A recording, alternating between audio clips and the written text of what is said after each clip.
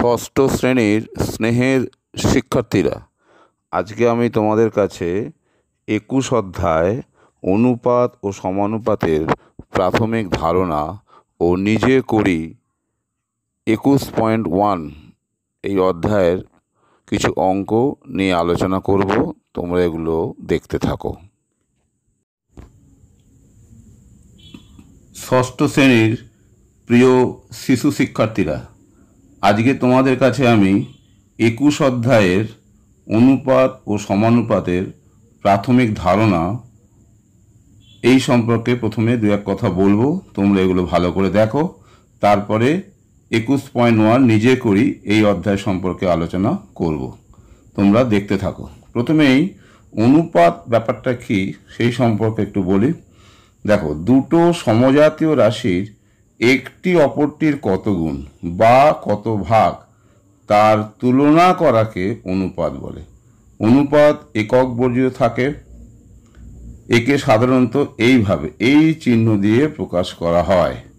ব্যাপারটা কীরকম হলো, ধরো 5 টাকা, তোমার বন্ধুর কাছে একজনের কাছে 5 টাকা আর তোমার কাছে আছে 6 টাকা, তাহলে তোমাদের অনুপাত কী হবে? 5 টাকা বাই 6 টাকা, তার মানে কি 5:6।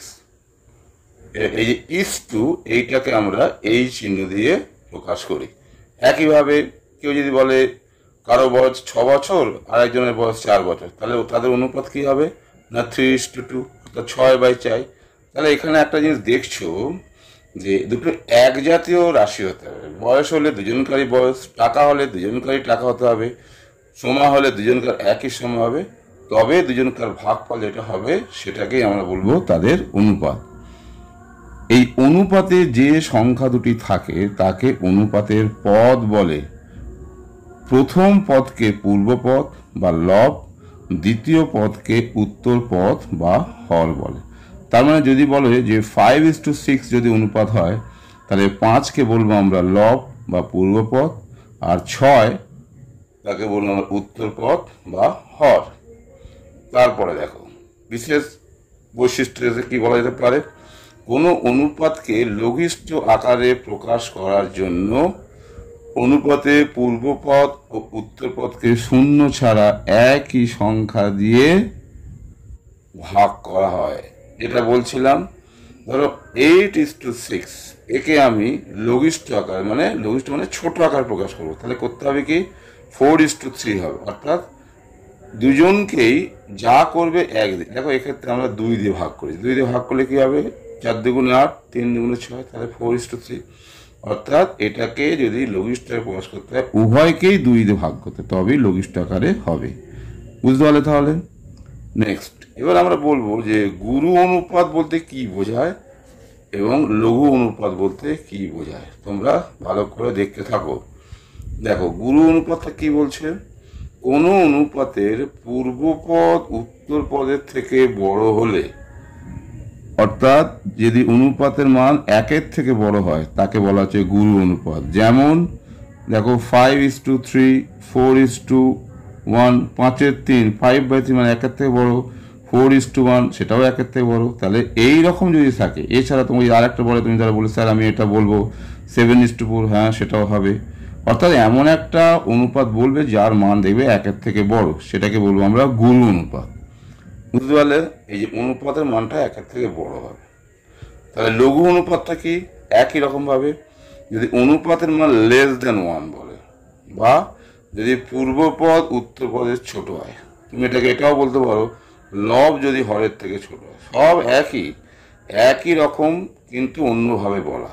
অর্থাৎ সোজা বাংলায় অনুপাতের মানটা যদি 1-এর থেকে ছোট হয় তাকে আমরা বলবো লঘু অনুপাত। যেমন ধরো 3:4, 1:2, তোমার ধরো মনে হলো স্যার আমি 4:5 বলতে পারো, কেউ হয়তো বললো 7:9, তাও হবে। যাই হোক, <1 হতে হবে ফলাফল। ওকে, নেক্সট, এবার একটু নতুন এতে আসছি, নতুন বিষয় বলি, সেটা হচ্ছে সাম্যানুপাত বা সমানুপাত। সাম্যানুপাত ব্যাপারটা কি, যে অনুপাতের পূর্বপদ ও উত্তরপদ সমান হলে সেই অনুপাতকে সাম্যানুপাত বলে। সাম্যানুপাত মানে কি, যেমন ধরো 3:3, 2:2, এটা কিন্তু সমানুপাত নয়। এটা একটু অন্যরকম সাম্যানুপাত, অর্থাৎ ফলাফল সবসময় এক হবে। 3:3, 2:2, অর্থাৎ ফলাফল দেখো এক। একে লঘিষ্ঠ আকারে প্রকাশ করলে কি হচ্ছে 1:1, অর্থাৎ পূর্বপদ আর উত্তরপদ দুটোই কিন্তু সমান। বুঝতে পারলে তাহলে? অর্থাৎ ফলাফল হবে এক।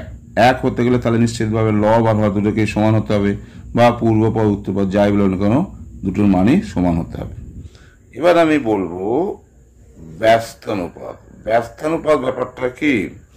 একটি ভগ্নাংশ ও তার অনন্যকের গুণফল যদি এক হয় তাহলে একটিকে অন্যটির ব্যস্তানুপাত বলে। ব্যস্তানুপাত কেউ এটাকে ভেঙে বলতে পারে ব্যস্ত অনুপাত। যেমন ধরো 2:3 ও 3:2 পরস্পর ব্যস্ত অনুপাত। কেন না 2/3 ও 3/2, 2/3 ও 3/2 এদের গুণ করলে কি হবে? কাটাকুটি এক হয়ে যাবে। তাহলে একে আমি এর ব্যস্ত অনুপাত বলবো, একইভাবে একেও এর ব্যস্ত অনুপাত বলবো। তাহলে তোমরা নিশ্চয়ই বুঝতে পারলে ব্যস্ত অনুপাত ব্যাপারটা কি। এবার দুটো বৈশিষ্ট্য বলি। দুই বা তার চেয়ে বেশি রাশির অনুপাতে প্রকাশ করার সময় সব রাশিকে একই একক দিয়ে একই এককে নিয়ে গিয়ে তারপরে অনুপাতে প্রকাশ করা হয়। যেটা আমি আগেই বললাম যে 2/3, 4/6 এরকম ব্যাপারটা আর কি। রাশি অনুপাতে প্রকাশ করা হচ্ছে সব রাশিকে একই এককে নিয়ে গিয়ে তারপরে অনুপাতে প্রকাশ করা হয়।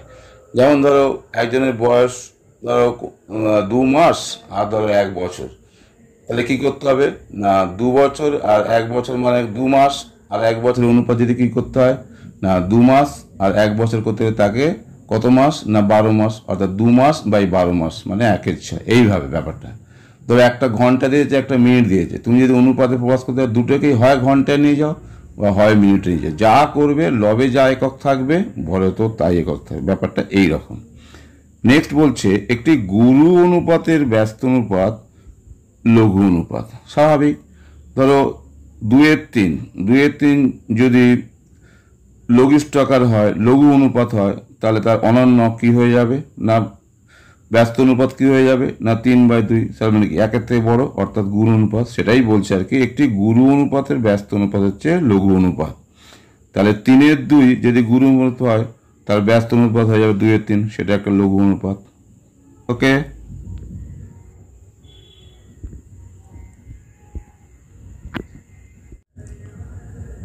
এবার আমি একটি প্রশ্নমালা নিয়ে আলোচনা করি। প্রথম হচ্ছে নিজে করি 21.1, পৃষ্ঠা দেখো 240।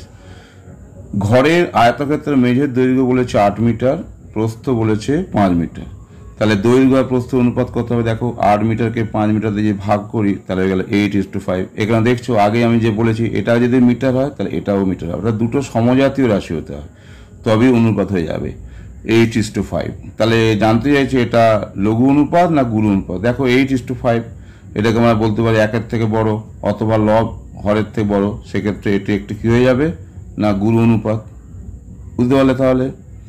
এবার ধরো 2-এর প্রশ্নটা আসছে। 2-এর প্রশ্নটার ক্ষেত্রে বলছে জবা ফুলের মালা আর গাঁদা ফুলের মালা হচ্ছে 12/15, এটা বলে দিয়েছে। তাহলে এটা কি অনুপাত হবে? তাহলে 12/15 মানে কি 4/5।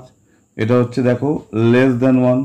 এটা যদি <1 হয় তাহলে এখানে লব হরের থেকে ছোট, তা লব হরের থেকে ছোট হওয়া মানে কি না এটা হচ্ছে তাহলে একটা লঘু অনুপাত হয়ে যাবে। বুঝতে পারলে তাহলে? নেক্সট এবার আমি আসছি 3-এর প্রশ্ন।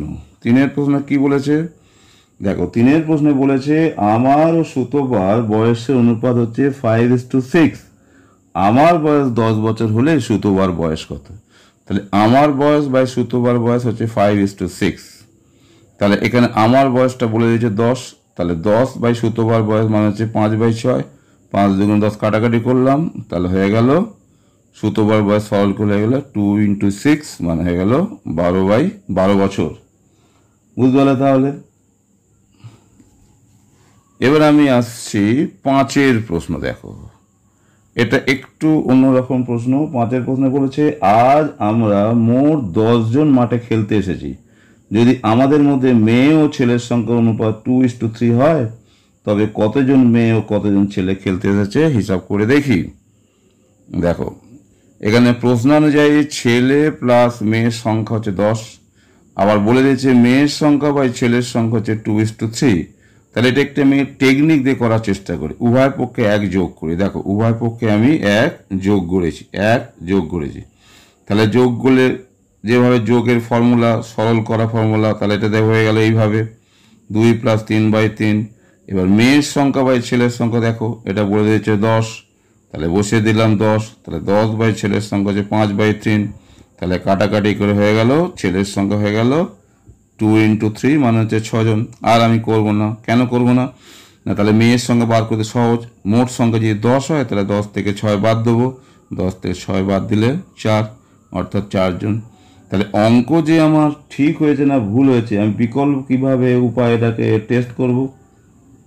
দেখো 6 আর 4 মোট হচ্ছে 10, আবার মেয়ের সঙ্গে ও ছেলের সঙ্গে অনুপাত 2/3, তাহলে 4/6 2/3। তাহলে দুদিক থেকে শর্ত আমার সিদ্ধ হচ্ছে, সুতরাং অঙ্ক আমার ঠিক হয়েছে। অর্থাৎ উত্তরমালা ছাড়াই আমার অঙ্ক যে ঠিক হচ্ছে এটা কিন্তু আমি নিজেই কিন্তু জাস্টিফাই করতে পারবো।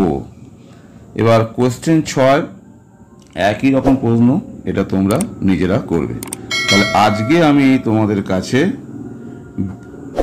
অনুপাত সমানুপাত এই নিয়ে একটা প্রাথমিক ধারণা দিলাম এবং এই সংক্রান্ত প্রথম প্রশ্নমালা নিজে করি 21.1 পৃষ্ঠা 240 কয়েকটা অঙ্ক নিয়ে আলোচনা করলাম।